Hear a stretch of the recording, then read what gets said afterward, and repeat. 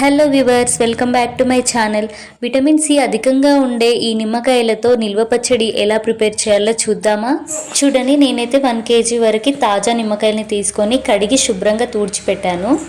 ఏమాత్రం తడి లేకుండా తుడుచుకోవాలి. తర్వాత నిమ్మకాయని అడ్డంగా కాకుండా నిలువుగా 4 ముక్కలుగా కట్ చేసుకోవాలి, నేను వీడియోలో చూపిస్తున్న విధంగా. నిమ్మకాయ తొక్క పల్చగా ఉన్నట్లయితే దాంట్లో రసం ఎక్కువగా ఉంటుందండి.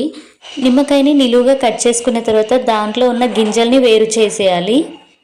ఒక్కో దాంట్లో వీలైనంత వరకు సీడ్స్ అన్నీ నేనైతే రిమూవ్ చేసేసాను. ఇదంతా కొంచెం టైం టేకింగ్ ప్రాసెసే, కానీ రుచిగా మనం పచ్చడి చేసుకోవాలంటే తప్పదు కదా.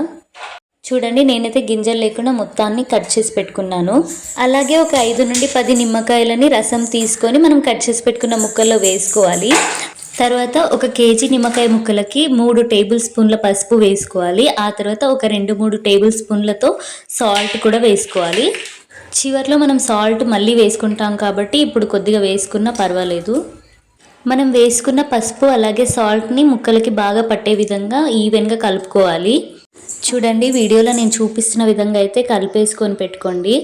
ఈ పసుపు ఉప్పు కలుపుకున్న నిమ్మకాయలని ఒక గ్లాస్ కంటైనర్ లేదంటే ఏదైనా ప్లాస్టిక్ డబ్బాలో ఒక 4 నుండి 5 రోజుల వరకు స్టోర్ చేసి పక్కన పెట్టేసుకోవాలి. 4 నుండి 5 రోజులు లేదా ఒక వారం పాటు అలాగే పెట్టామనుకో ముక్క అనేది మెత్తగా బాగా మగ్గుతుంది. పచ్చడి రుచి కూడా చాలా బాగుంటుంది.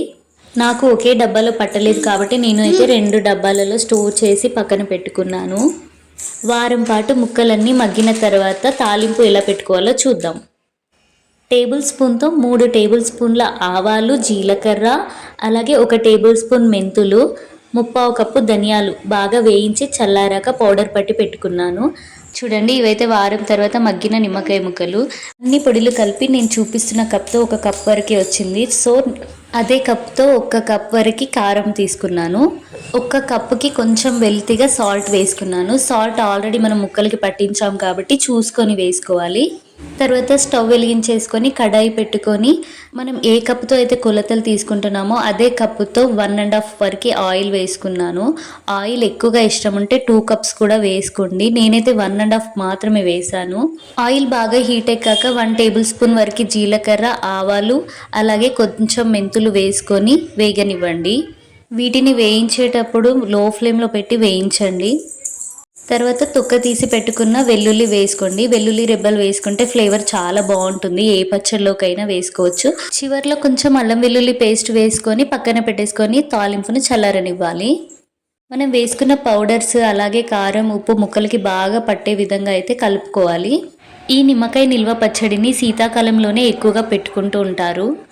ఈ విధంగా చల్లారిన తాలింపునైతే మనం ముక్కలలో ఆల్రెడీ కారం అన్నీ కలిపి పెట్టుకున్నాం కదండి, దానిలో వేసేసుకొని ఈవెన్గా మంచిగా కలిసేలా అయితే కలిపేసుకోవాలి. చూడండి, ఇక్కడ స్పూన్తో అయితే సరిగా కలపడానికి రావట్లేదు. నేనైతే చేయితోనే మొత్తం మంచిగా కలిపేసుకున్నాను. చేయితో అయితే మొత్తం ఈజీగా మంచిగా కలపడానికి వస్తుంది. చూడండి ఫ్రెండ్స్, పచ్చడి కలర్ఫుల్గా ఎంత బాగుందో చూస్తేనే నోరూరిపోతుంది.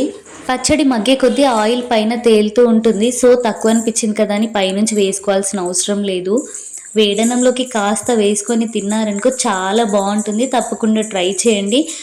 కొంచెం పుల్లగా, కొంచెం స్పైసీగా, కొంచెం ఘాటుగా పచ్చడి అయితే చాలా బాగుంటుంది. ఆలస్యం ఎందుకు, ట్రై చేసేయండి.